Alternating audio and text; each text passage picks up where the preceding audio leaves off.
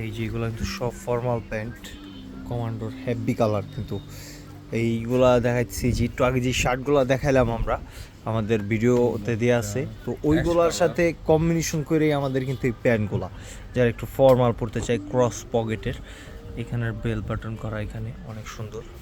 এটার মধ্যে কিন্তু তিনটা কালার আছে, তিনটা কালারই কিন্তু অনেক সুন্দর কালার। পাশাপাশি না রাখলে আপনি বুঝতে পারবেন। Ash colour, coffee colour, green, ash, coffee. একটু এই যে আরেকটা আছে, এইটা আছে যেমন রেমি কটন, রেমি কটনের।